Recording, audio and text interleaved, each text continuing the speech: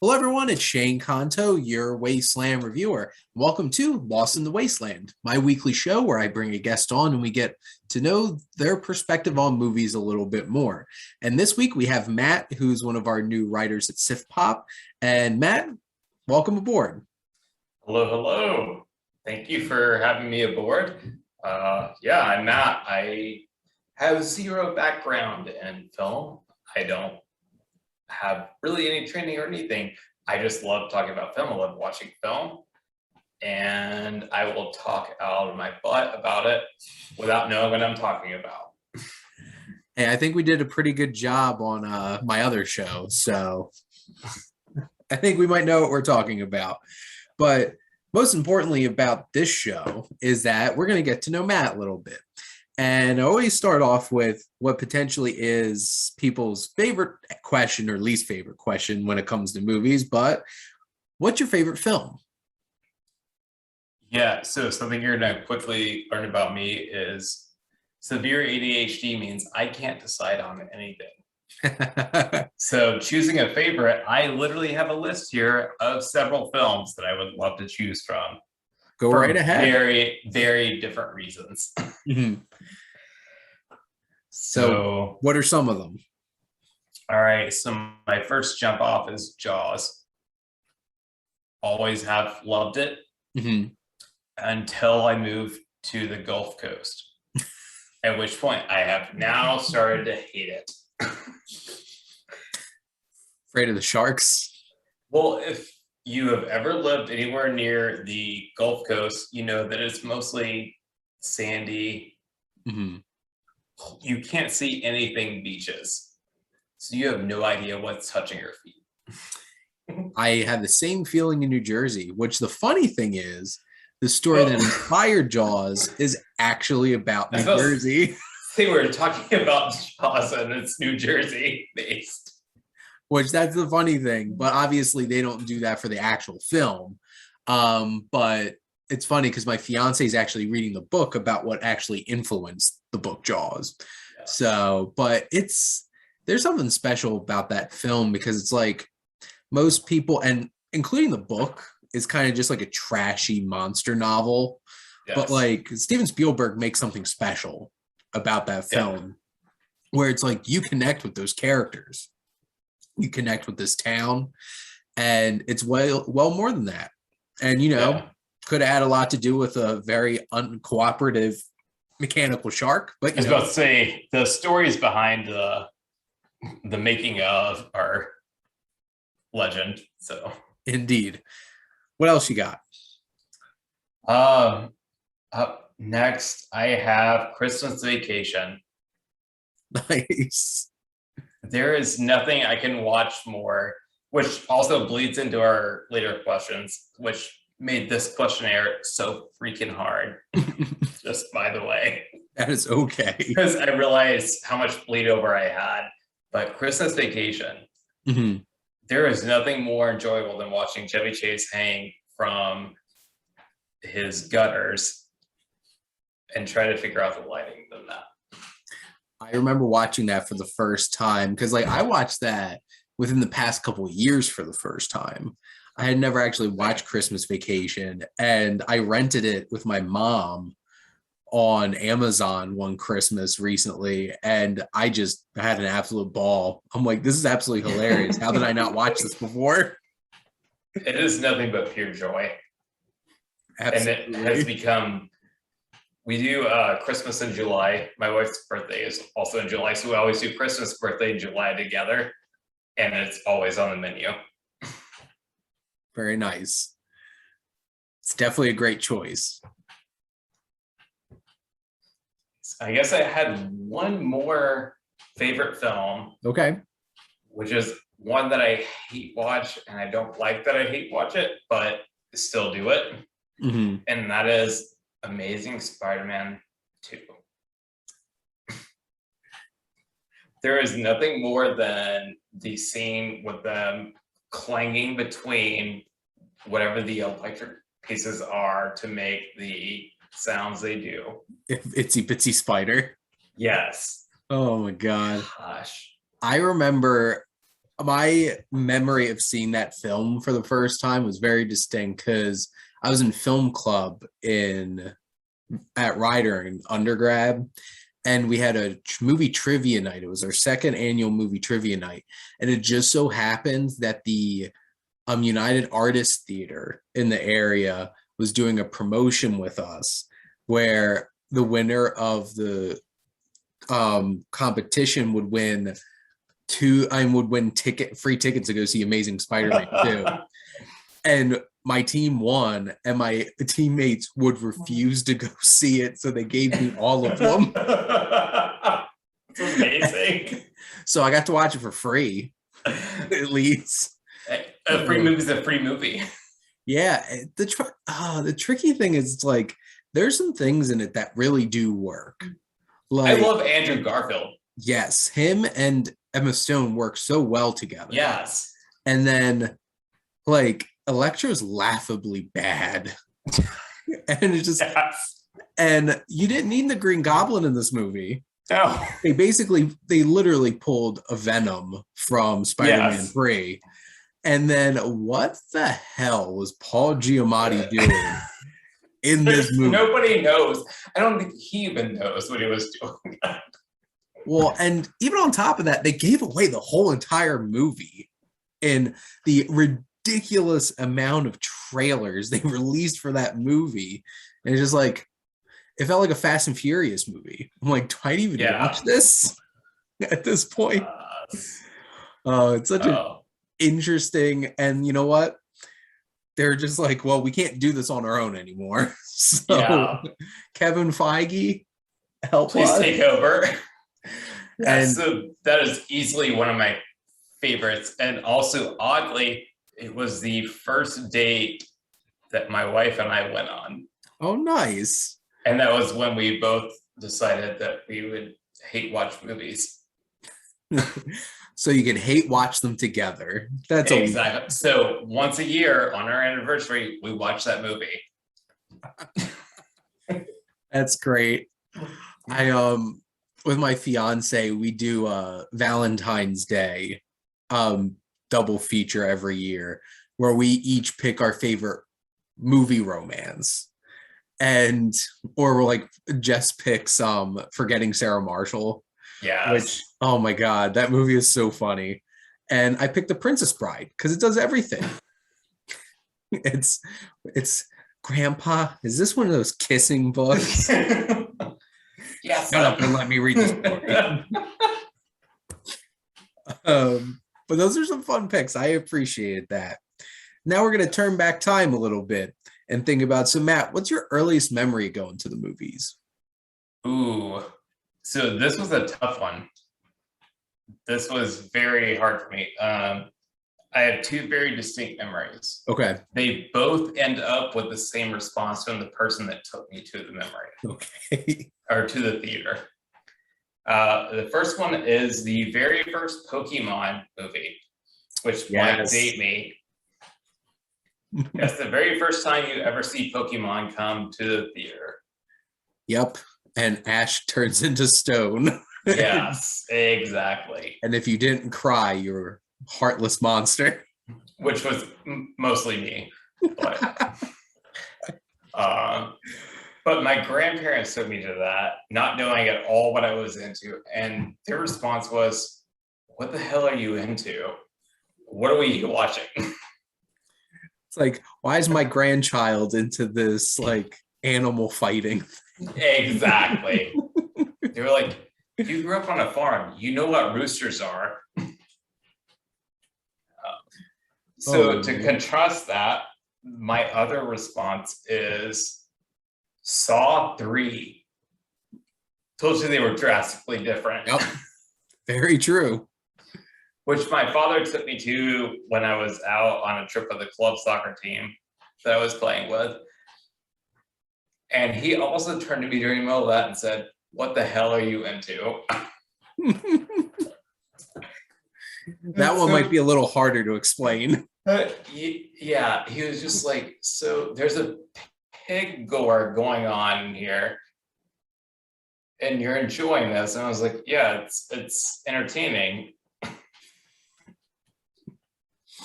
It's interesting because like I have literally only seen the first Saw and Spiral. So So you went from first to last. yep. Because like I watched the first one, I'm just like, yeah, this didn't do it for me. And then now I literally watch anything. So Well, going into 3 as a I actually 14-year-old child, I was just like, yeah, I'll go whatever everybody's watching. And I was just like, what the hell am I watching? there you go. And you watch Saw. Yeah. Now, Matt, do you have a particular favorite genre of movies? This is also extremely, again, ADHD is going to abound through every choice I make. Because you're going to learn that I don't have anything clear chosen.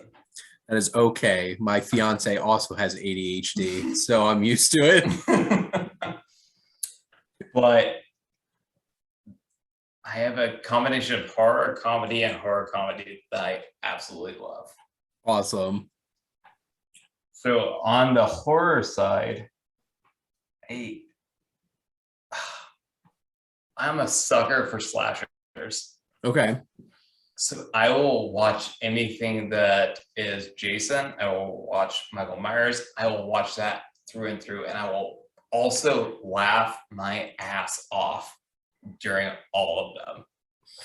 It gets so absurd. Yes.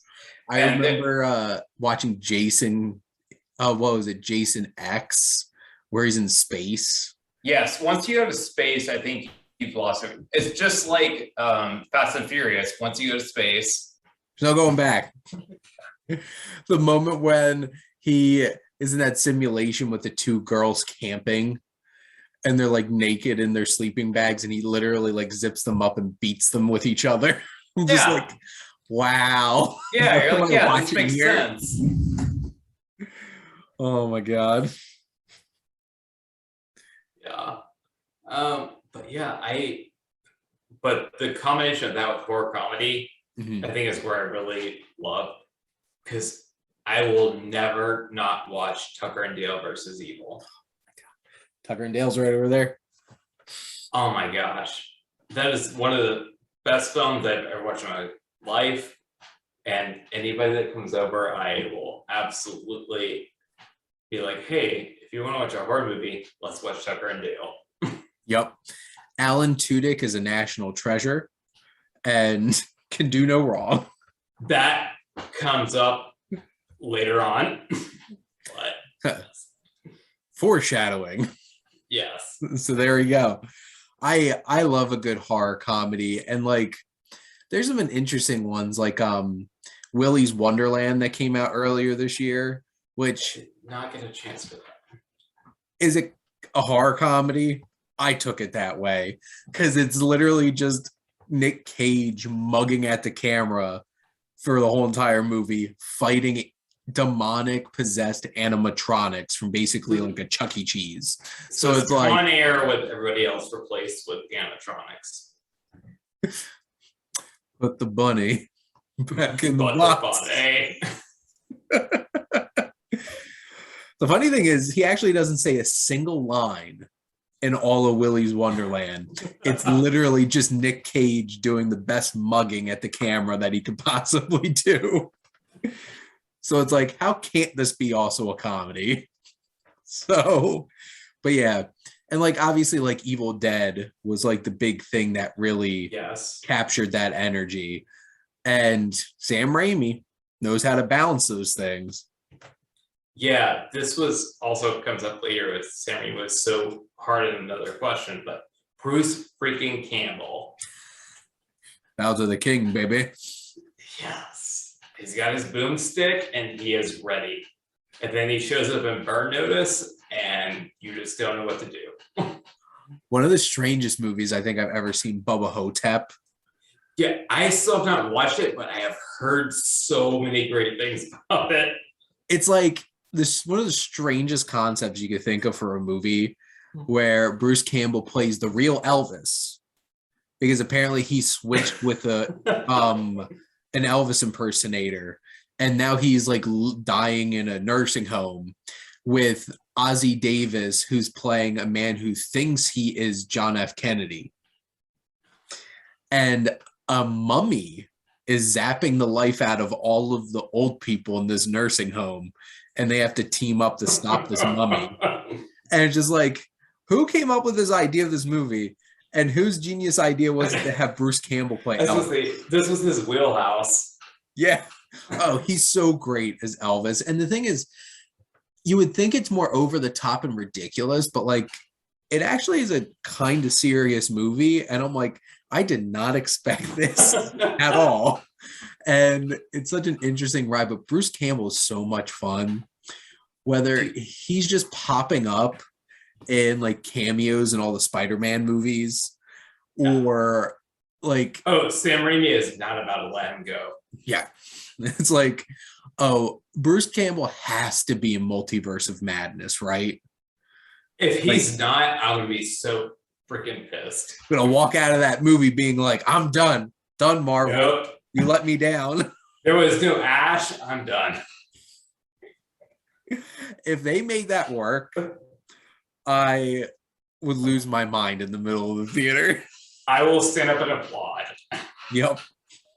Straight up like Charles Foster Kane standing there at the, watching his wife perform.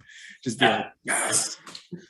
Now, Matt, who are some of your favorite filmmakers? All right, so this is one where I have to admit a lot of a deficiency, is that I don't normally know filmmakers. That is fair. But I will go with Jon Favreau because he's had my number. There is nothing that has come out that has not just paged me. And I will specifically focus on The Chef. Mm-hmm. Or Chef. That movie's such a delight. Like, it's a delightful movie. And it's such an interesting, like, change of speed. Because like, this is the man who, in that time frame, had done, like, The Jungle Book and was going to have Lion King and Iron Man movies. It's like, no, exactly. Just directing. It was a surprise. Yeah. And I like how he got all of his friends to pop up too. Because like Robert Downey Jr. pops up in it. And then you have ScarJo pop up as a like the maitre d' or whatever. Yeah. And it's just like both of them are only in it for a couple minutes. But it's just like, hey, you were in my movies. You want to come be in another movie? Yeah. And if you want to really do a deep dive into it, please go watch The Chef Show on Netflix, where he does like a deeper dive into like several of the people that worked with him in the film. Interesting. Amazing. Which is actually how I found out about the film the first time. And then I watched the film and I was like, oh. I could see this now. Yeah. But yeah, and like this is the man that made Elf, which is so great. And again, multiple viewings a year at our house. Mm-hmm. Bye, buddy. Hope you find your dad. You have no idea how many times that comes up in my house. Like, there's no like real context to make that quote, but you just find time to say it because it's just fun and enjoyable. Exactly. Jon Favreau is a great choice, though, and boy, what he's doing with Mandalorian and him and Dave Filoni, I'm like, you both could just keep making Star Wars things. Yeah, especially as much as he's down there, I'm on board. Now, do you have some favorite actors or actresses? Yes, I do, and I have a very long thing to go into here. This. As soon as I find back my notes, I just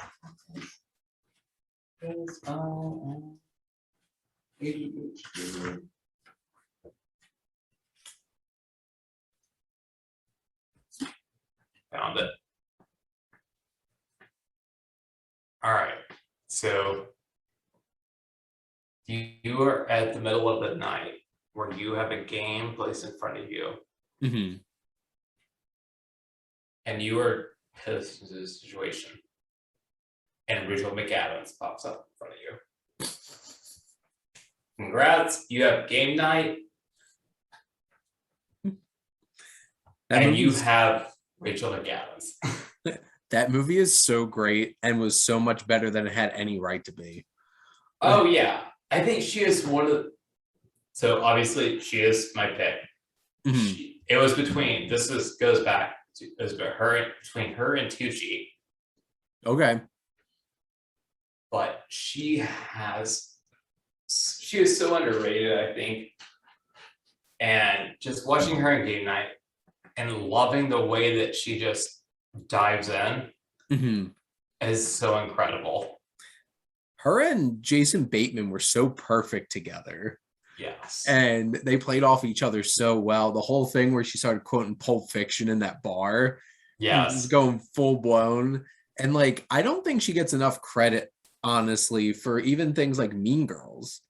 Like, Yes. she's so great in it. She's There is- terrible, but But there is nothing that you can watch with her that you are not like, I love this person. you know what's interesting is I just watched the new episode of Marvel What If, and it's a Doctor Strange episode, and she And pops she's back back up again. there. Yep, she's She back. comes up as Dr. Just lost her name, but she comes back up. Mhm. I literally just watched the episode and I can't remember what her name is. There you go. But she's fantastic, and she's Christine Palmer. That's it. There it is. Fact Dr. check. Palmer. Yeah. But she just has so much charisma and is such a great time on screen. And like, I feel like she doesn't pop up in as many things. No, and that was Honestly. the crazy thing. Because even before this, I was looking back at her filmography and seeing what else she's been in, what she has upcoming. And there's just not enough. Like, I'm looking back at like, because she was in True Detective, she had Spotlight, Doctor Strange, Disobedience. I think is a great film. And then she had with God, Game Night, Eurovision.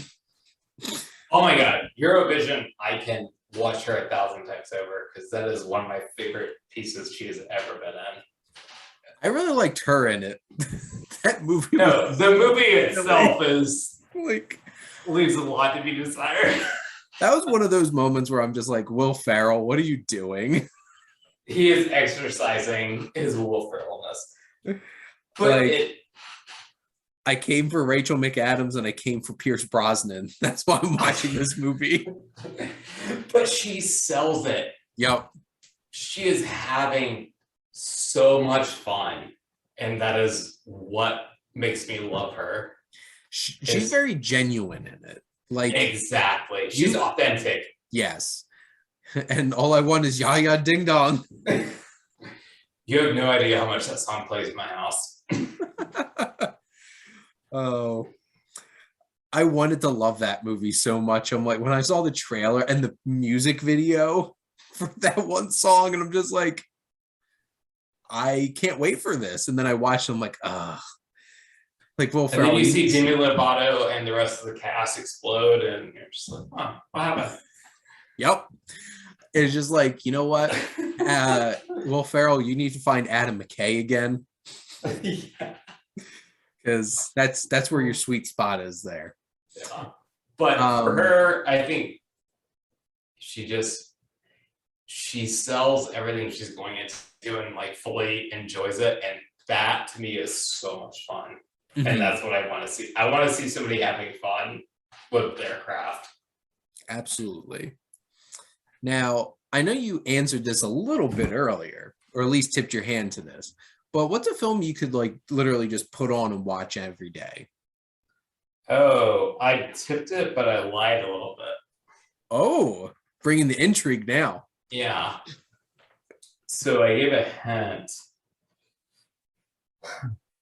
So I would normally go with Jaws, but I'm going to go with a couple of guilty pleasures. Okay. So the first one I'm going to go with is Deep Blue Sea. Samuel Jackson is sick of these mother effing sharks. Right before they get.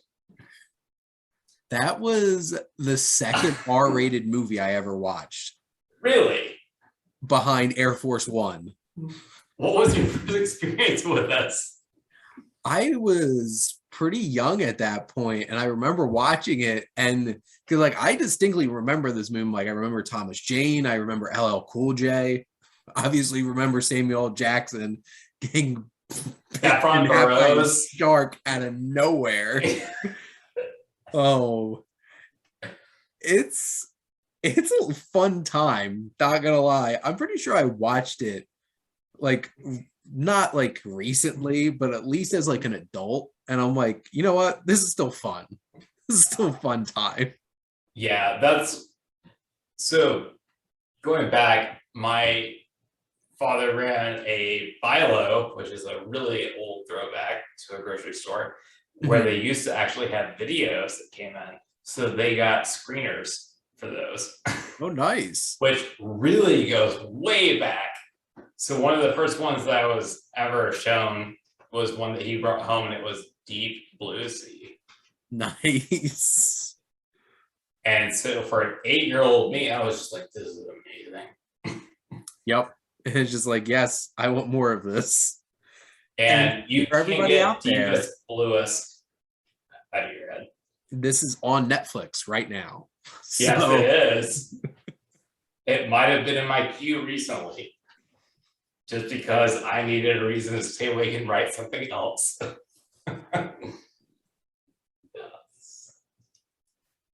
So my alternative, oh my gosh. Oh, so my actual go-to, well, I mean, I love Deep Blue Sea with a hating passion, but the remake of Magnificent Seven. Okay. I really enjoyed that a lot. Yeah. I just turn it on constantly, and I can watch Denzel ride side saddle and shoot across nonstop. Oh. They had a fun group of characters in this one, because like obviously the original Magnificent Seven was like there are some big heavy hitters of the time, and like this has Denzel. Yeah. Obviously, Chris Pratt was in like everything at this point. This was his heyday starting out. Ethan Hawke was an interesting addition into the film. My low-key personal favorite is Vincent D'Onofrio. But I believe this bear is wearing human clothes. Human.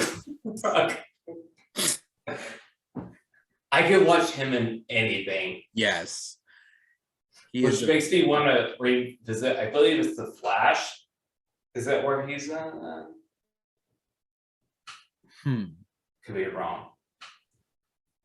I know he's the Kingpin in Daredevil. That's what I'm thinking of, is Daredevil, not The Flash. Oh, terrifying. Yes, which makes me want to go back and rewatch that, because I will watch anything he's in. And like Peter Sarsgaard is just a despicable, disgusting, just slimy villain in it. It's hard not to hate him. Oh, it's real easy to hate him. So easy. And like it's just a fun time. There's a lot of great action. It's exciting. It's Anton Fuqua just having some fun with a Western. Yeah. But I definitely like, if you all out there haven't watched it, I think it's a fun time. So you should go watch it. Yeah, it's one that we own and it is frequently on a lot of nights at my house. Of just, I'm gonna fall asleep, I'm gonna watch this, and I'm gonna have a good time. Indeed. Now, shifting gears a little bit. So, Matt, what's a film that you feel like you connect with closely because it relates to another interest of yours? So this is going to be a little bit of a dramatic shift. Okay. So just a heads up. It actually has a super low rating on IMDb, which I was surprised to see. And also on Rotten Tomatoes, it comes in at a whopping 23%, but Patch Adams. I remember watching that and being like, Wow, people are really harsh on this Yeah, movie. but so giving the perspective of I have a wife that works in pediatrics, Mhm. and I works in the medical field, and we deal a lot of people dealing with medical issues, and especially in the last year, that has always been a touchstone for us, Mhm. is bringing joy and trying to find joy in the middle of hardship, and it has always been a strong point for us. I could definitely So understand that then. And like Robin Williams just brought everything into anything that he starred in. So yeah, and especially given the way he lost his life, the way that scene plays out with him mhm. on the cliff is heartbreaking. But also, you throw in Monica Potter, who is freaking amazing and can make me cry no matter what she's doing. If you look at her in Parenthood, she Mhm. is like the most amazing actress possible for like making my eyes welt up. So Well, and she definitely has the material to work with in Patch Adams too. yeah, so that's definitely one that we feel very strongly with and connect with, is dealing with mental health Mhm. and that aspect. Not to try to take it in a super serious note, just Hey, if it speaks to you, that's the important thing. yeah. So that's where we're at. Now, Matt, what's a movie? Who's a movie character that you feel like you connect with on a personal level? Ooh, this is a problem because I have a few. Go ahead. Because this also bleeds over into the next question I know you're going to ask me. Steve Zissou. Oh, I love There Life is, Aquatic. I don't care what anybody says. you know that's the answer to my next question I have for you, or Yep, that you there have you for go. me. So we can play those two together. That's perfectly fine. I have a He's, Life Aquatic with Steve Zissou poster over there. I have loved this movie forever. And once I moved to the Gulf Coast, I was just like, oh, maybe I can be like Steve Zissou and I can find stuff. But I just love the optimism, but also the focus, but Mhm. also find myself in the detrimental focus, which is what he does. Mhm. He does it to a fault. And it's like, I feel like it's Wes Anderson going full blown Wes Anderson. Oh, And yeah. like between the shots of like going through the sub and going through the ship Yes. with everything like that and how that's structured, the stop motion fish. But like Bill Murray's killing it. And He is chewing it up and enjoying every moment of it. And I love that. he and he's just so fully committed to this character with how loathsome he is and just everything about him is just like you just want to hate him, but you can't. Yes. On some You level, you can't can't. help but get behind him. Yeah, and it's just like somehow through all the crap that he does, I still care about Steve Zissou, and so And does Klaus. I was going to say, you can't help but look at the fact that Willem Dafoe freaking owns this role and dives straight in. Yep, And he has such great moments in this movie, especially with like his interactions with Owen Wilson. yeah, So great. the moment when they are on they're like assaulting the abandoned hotel, Mhm. where once again we have Jurassic Park, just lost the name. Either way, they're assaulting the hotel, and Yeah. you just see him going in and fully committed. That is one of my favorite moments ever, and I have played that over and over again in my house. Like, Yeah, exactly. the music choices in that movie are out of this world too. All the Yeah. French Bowie covers and all the crazy like synth music. It's Yes. there's something just so strange and otherworldly about this movie, and just Bill Murray's anchoring it the whole entire time. Yeah. Absolutely. But did you say you had a couple of choices for that one? Or was that was your main choice there? That was my primary choice. Okay. Another choice is I have zero musical background. Mm-hmm. My brother-in-law is a amazing flautist. Okay. I will be corrected if I don't say it right. Does he play jazz flute? He plays jazz flute.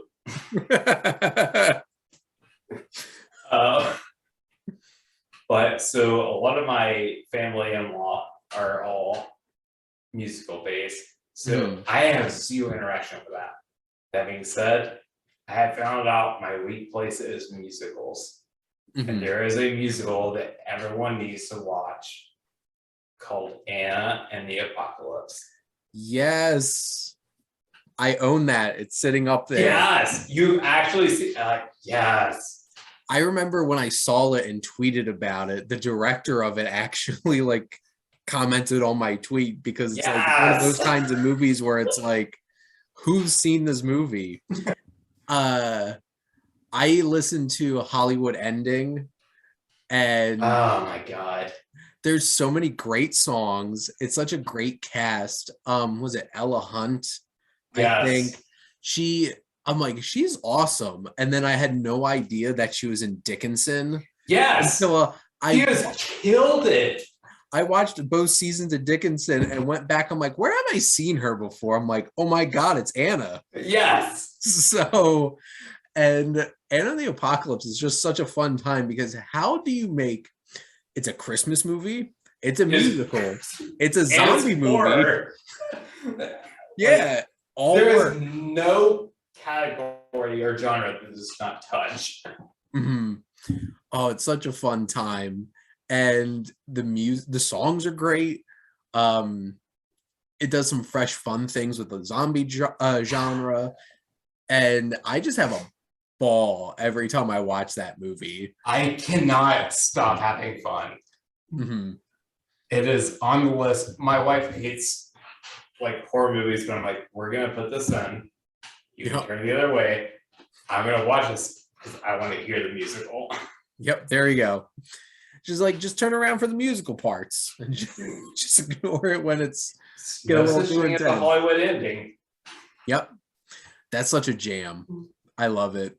But those are some great choices. Now, Matt, did you want to add anything to the movies that might surprise people that you love? I think about Life Aquatic with Steve Zissou and Anna and the Apocalypse might kill it for me, because Alrighty. But then my last question for you is then, what do you love most about movies?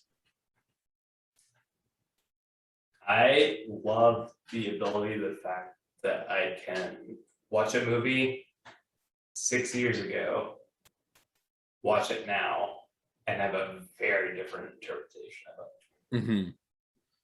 So I love the way that we can have different interpretations at various stages of life. And that is fascinating to me, that someone can have like the thought ahead of time to make something that will impact everyone at every different stage. And that blows my mind. It's a special thing that you could come back to something and have a completely different reaction, or find something new and exciting about it after a bunch of time. So I could definitely relate to that. Yeah. For instance, we just or early on, my wife and I, we watched Pitch Perfect Part 2. Mm-hmm. And there is a moment sitting around the fire where they're all talking about their next plans. At that point, I had already graduated from college. I was moving on, doing my own thing, didn't really care. However, my spouse was at that exact transitional phrase or phrase. So we interpret it so differently. And it's just fascinating to watch how like we can see the exact same thing and interpret it so differently, but it's meant to be that way. And that is beautiful to me. Absolutely. Now, so the wild card here on my show is that after I'm done asking questions, my guest gets to ask me a question. So, Matt, what question would you like to ask the Wasteland Reviewer? Ooh, did not expect this. I guess that's why it's called the wild card. Surprise.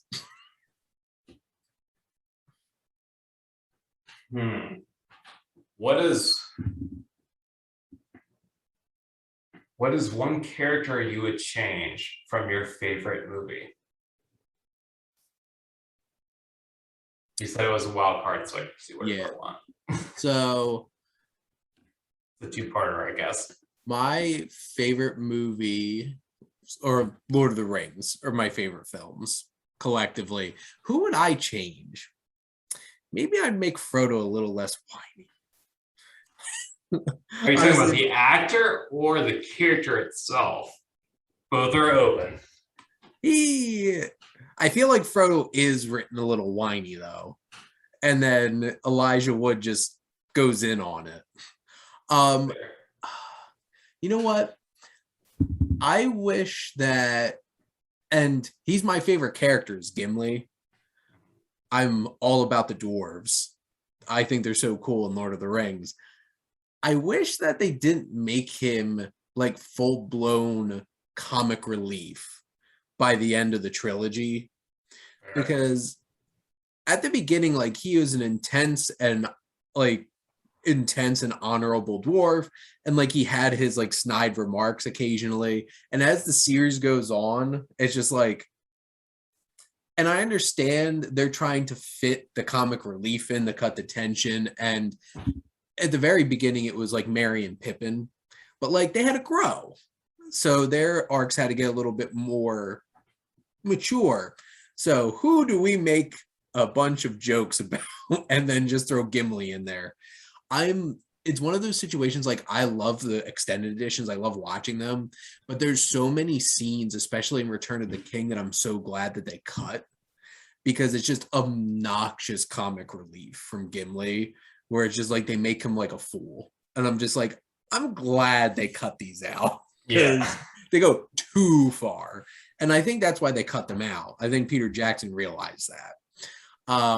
But definitely make him less haha funny by the end of the films.